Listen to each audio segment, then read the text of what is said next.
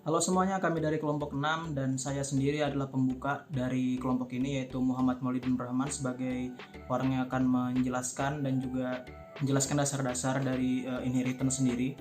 Lalu yang kedua nanti ada Bisma Fernanda, yaitu sebagai orang yang akan menjelaskan tentang jenis-jenis inheritance. Lalu ada tiga teman kami juga, yaitu Fajriansah dan juga Revinaldi dan juga Eki Agustian, yang akan menjelaskan tentang codingan-codingan dan juga jenis-jenis inheritance tadi dalam bahasa programming. Oke, langsung saja kita mulai dari dasar-dasar dari inheritance sendiri. Jadi kita mulai dengan membahas inheritance atau yang akan kita sering dengar dengan istilah pewarisan. Dalam object oriented programming, inheritance sendiri itu merupakan salah satu konsep penting karena kita bisa meminimalisir penulisan berulang pada fungsi, properti, dan juga variabel.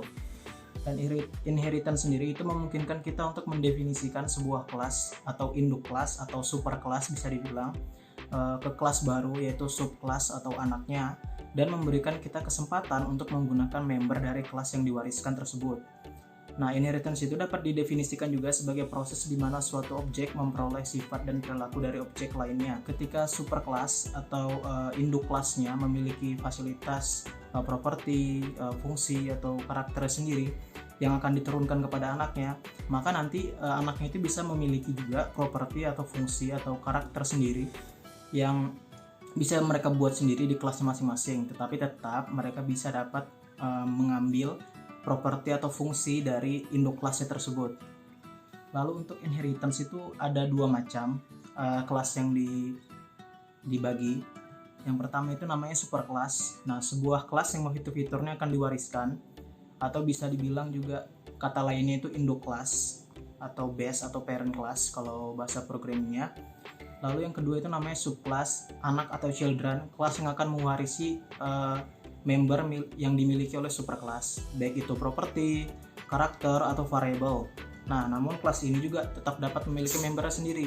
Jadi misalnya di superclass dia memiliki properti nama, umur, sampai jenis kelamin. Nah, di subclassnya nanti kita dapat lagi membuat sebuah member baru, misalnya warna kulit atau apalah itu, walaupun tidak ada di superclass, jadi dapat membuat di subclassnya. Nah, selanjutnya akan dijelaskan lagi oleh teman saya Bisma Fernanda, yang akan menjelaskan tentang jenis-jenis inheritance dan juga penjelasannya. Langsung saja. Oke, di sini kita akan membahas jenis-jenis inheritance atau pewarisan dalam pemrograman OOP. Di mana jenis-jenis inheritance sendiri ada single inheritance, multi-level, multiple, hierarchical, dan hybrid. Yang pertama yang akan kita bahas yaitu single inheritance. Single ini merupakan cara terumum yang dimana kelas yang dibuat hanya mewarisi satu kelas, atau sering kita menyebutnya warisan tunggal. Diagram alir di samping ini menunjukkan bahwa kelas B hanya memanjang satu kelas, yaitu A. Di sini A adalah kelas induk dari B, dan B akan menjadi kelas anak dari A. Selanjutnya yaitu multi-level inheritance. Multi-level inheritance mengacu pada suatu mekanisme dalam teknologi OOP, di mana seseorang dapat mewarisi dari kelas turunan, sehingga menjadikan kelas turunan ini sebagai kelas dasar untuk kelas baru. Seperti yang Anda lihat dalam diagram alir C adalah subkelas atau kelas anak B, dan B adalah kelas anak A. Multiple inheritance merujuk pada konsep satu kelas yang diperluas atau mewarisi lebih dari satu kelas dasar.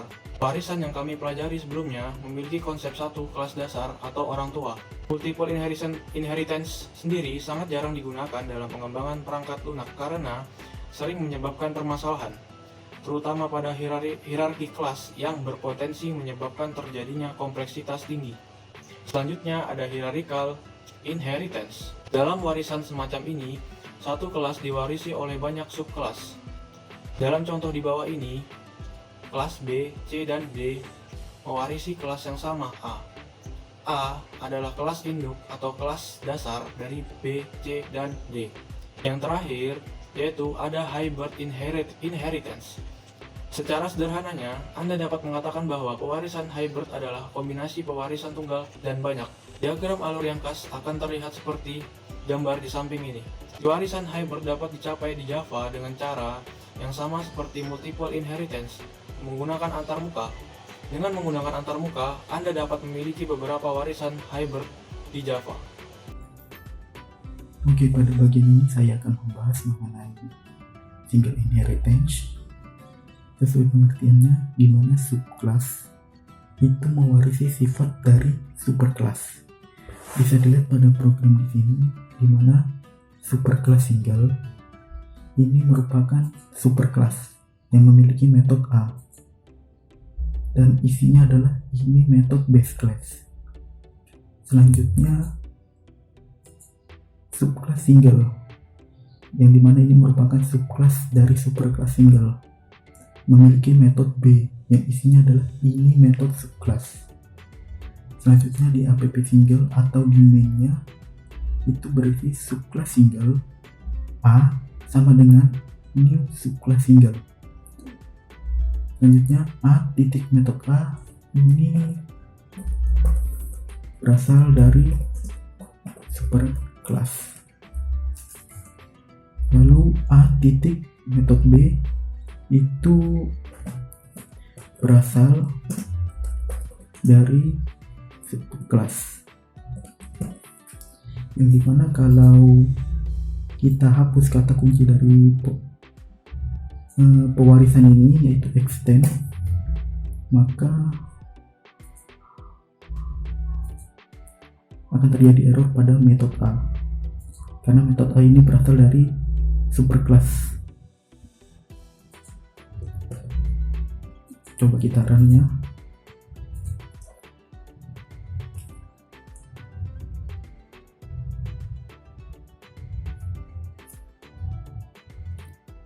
Hasilnya adalah ini metode base class yaitu metode A, dan ini metode subclass dari metode B.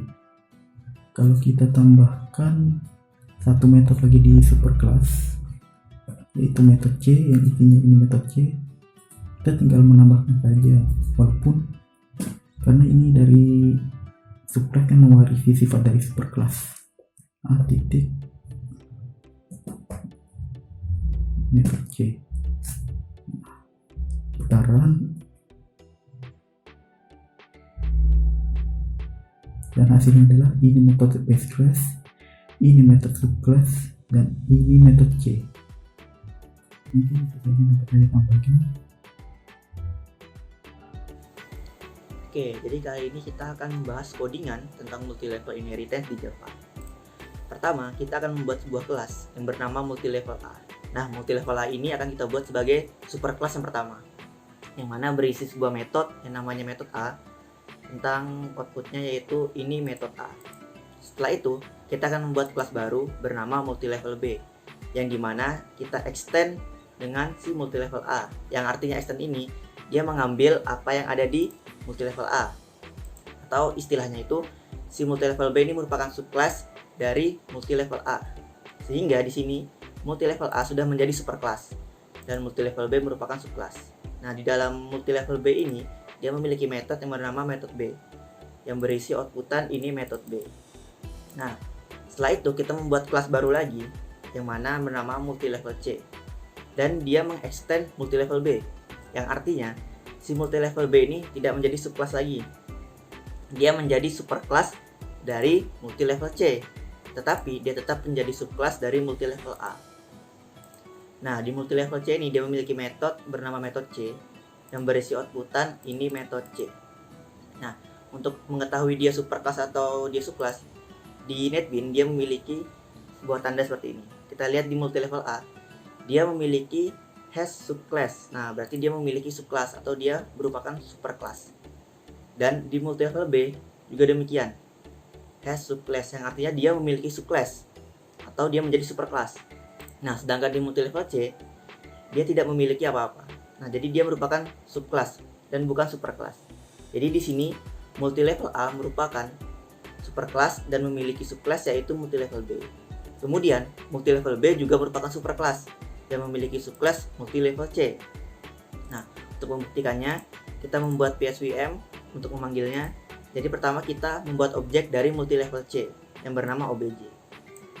Ketika kita panggil objeknya, yang keluar dia memiliki sebuah metode A, B, C, yang artinya di dalam multilevel C ini dia memiliki kedua kelas ini, yaitu multilevel A dan multilevel C. Karena si multilevel C ini dia mengextend si multilevel B, yang mana multilevel B ini mengextend dari multilevel A. Jadi si multilevel C ini memiliki pewarisan dari multilevel A dan multilevel B, seperti itu. Dan ketika kita running, yang muncul adalah ini metode A, ini metode B, ini metode C, yang dimana itu diambil dari multilevel A yang berisi ini metode A, multilevel B yang berisi ini metode B, dan multilevel C yaitu ini metode C, seperti itu. Salah satu jenis inheritance yaitu multiple inheritance, yang dimana seperti yang dijelaskan sebelumnya, yaitu sebuah subclass mewarisi properti yang berasal dari lebih dari satu parent class. Nah, di sini pengimplementasian multiple inheritance pada bahasa pemrograman Java itu menggunakan class interface, yaitu sebuah kelas yang dimana mengelompokkan metode-metode yang kosong. Nah, di sini kita akan mengimplementasikan metode pada multiple A, kelas multiple A, metode pada kelas multiple B ke subclass multiple C. Jadi di sini si multiple C akan mengimplementasikan atau mewarisi properti yang berasal dari kelas multiple A dan multiple B.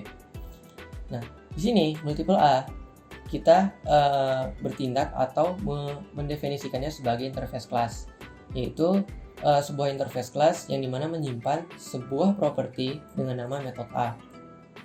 Kemudian pada interface class multiple B menyimpan properti dengan nama metode B.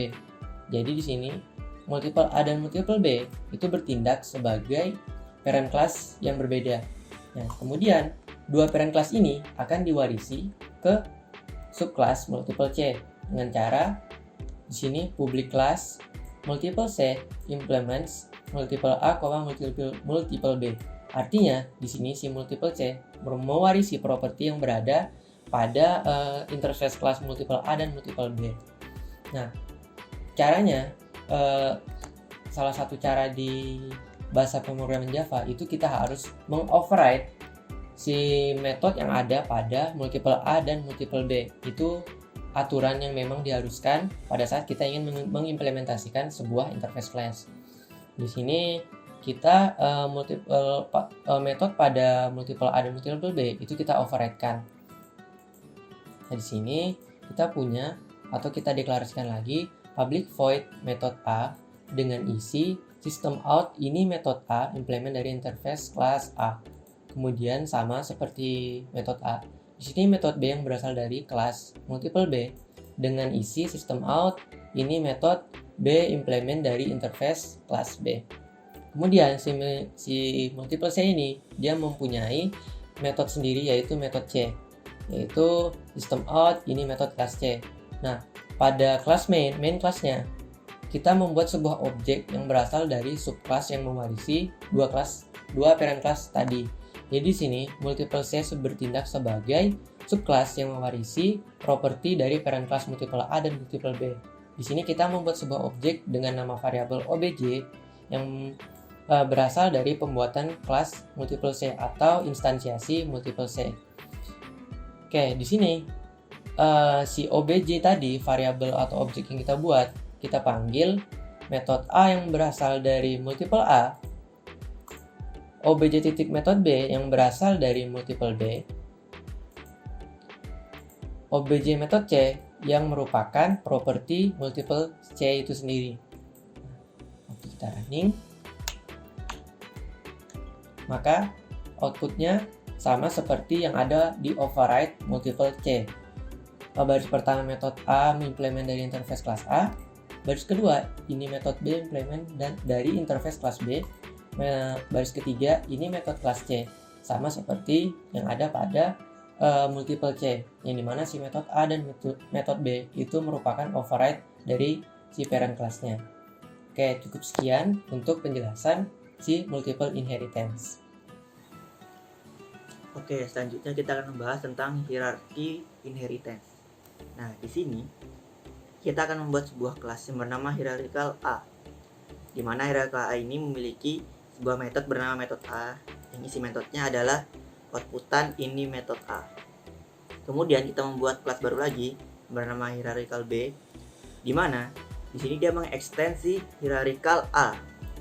Berarti hierarchical A ini merupakan superclass dan hierarchical B ini merupakan subclass. Nah, di sini dia berisi metode yang bernama metode B dengan outputan ini metode B. Kemudian ada lagi kelas baru yang bernama hierarchical C. Di sini dia juga mengextend dari hierarchical A. Nah, jadi si hierarchical C ini merupakan subclass yang dimana superclassnya adalah hierarchical A. Kemudian dia juga memiliki metode yang bernama metode C yang berisi outputan ini metode C. Berarti di sini si hierarchical A ini merupakan superclass yang mana dia memiliki dua subclass, yaitu hierarchical B dan hierarchical C. Berarti hierarchical B dan hierarchical C ini hanya memiliki satu superclass, yaitu hierarchical A. Di sini terbukti ya bahwa si hierarchical A has subclass, yang berarti hierarchical A ini memiliki subclass. Nah, di sini di hierarchical B tidak ada. Berarti dia hanya subclass. Di hierarchical C pun begitu. Jadi B dan C hanya subclass dan A adalah superclass yang mewarisi kelasnya di hierarchical B dan hierarchical C. Nah, untuk membuktikannya, di sini kita membuat PSVM untuk menampilkannya, di mana kita membuat objek dari si hierarchical B dan hierarchical C. Yang dimana hierarchical B objeknya bernama OBJB dan hierarchical C bernama OBJC. Nah, di sini kita coba panggil objek si hierarchical B. Nah, waktu kita panggil, metode yang keluar adalah si metode A dan metode B, yang mana berasal dari metode A itu adalah dari hierarchical A dan metode B itu dari si hierarchical B atau diri sendiri.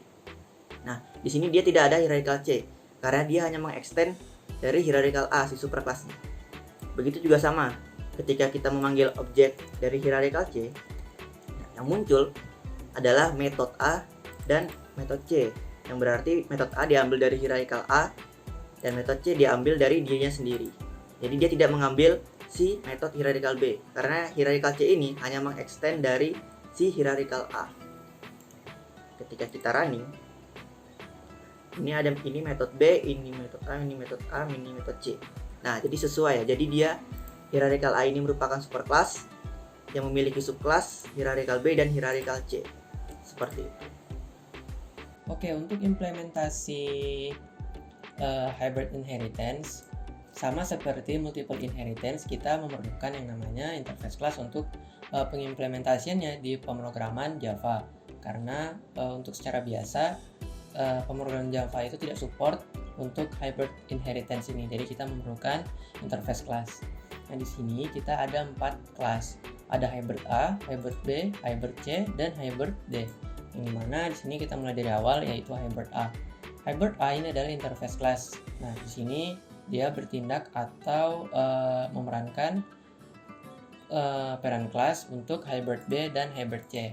Jadi untuk hybrid A sendiri itu propertinya berisi public void method A. Jadi sini sebagai metode kosong karena dia merupakan interface class. Kemudian ada hybrid B. Nah, hybrid B ini interface class juga sama seperti hybrid A, tapi dia merupakan subclass dari parent classnya hybrid A. Jadi si hybrid B ini mewarisi properti yang ada pada hybrid A. Nah, hybrid B ada propertinya sendiri yaitu metode B. Jadi secara tidak langsung si hybrid B ini mempunyai dua metode. Ada metode A dan metode B. Metode A berasal dari hybrid A, metode B berasal dari dirinya sendiri. Kemudian ada hybrid C. Nah, hybrid C ini sama seperti hybrid B. Jadi dia merupakan interface class yang mewarisi properti dari hybrid A. Nah, hybrid C ini ada properti dengan metode dari dirinya sendiri yaitu metode C dengan tipe kosong. Kemudian ada hybrid A berasal dari kelas yang diwariskannya yaitu metode A. Nah, B dan C ini akan menjadi parent class untuk subclass hybrid D. Jadi di sini kita yang namanya hybrid inheritance itu merupakan secara sederhana merupakan penggabungan antara single inheritance dengan multiple. Nah, di sini hybrid B sama hybrid C itu kita wariskan propertinya kepada hybrid D dengan cara public class. Jadi si hybrid D ini bertipe kelas biasa dengan enkapsulasi publik.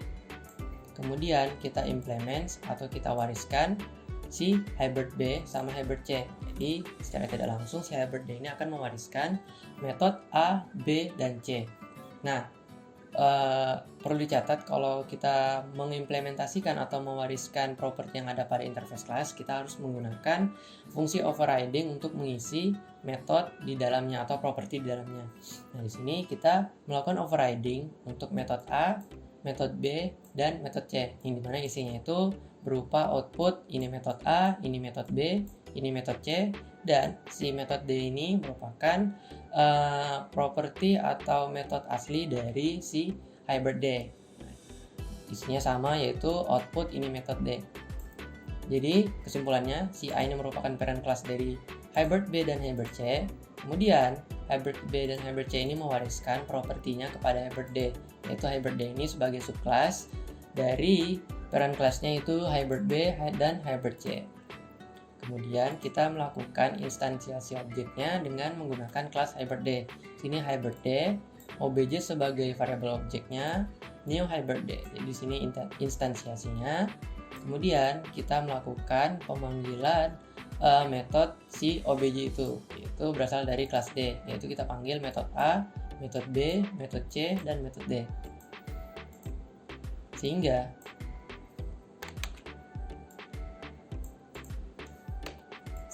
keluaran dari atau outputan dari main class ini yaitu berupa outputan.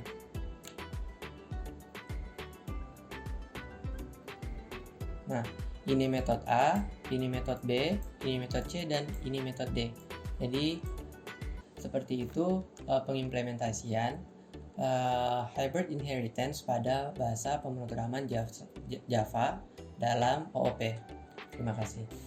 Jadi kesimpulannya adalah inheritance itu merupakan salah satu dari 4 pilar di Object Oriented Programming atau OOP yang bersamaan dengan encapsulation, abstraction, dan juga polymorphism. Tapi inheritance itu merupakan salah satu komponen yang paling penting juga di OOP. Dengan penurunan sifat dari superclass kepada subclass, baik itu variable, fungsi, ataupun method, akan pastinya lebih memudahkan para programmer untuk melakukan atau mengendalikan isi dari kelas tersebut, dan juga pastinya akan menurunkan sifat reusable dalam pewarisan tersebut. Seperti itu. Jadi sekian saja pembahasan kami mengenai inheritance dari kelompok 6. Kami minta maaf kalau misalnya ada kesalahan kata dan juga perbedaan kualitas video maupun audio yang ada di video kami, karena kami tidak bisa menyamaratakan properti untuk perekaman kami. Setiap orang berbeda-beda mempunyai propertinya. Penutup, Assalamualaikum warahmatullahi wabarakatuh. Bye.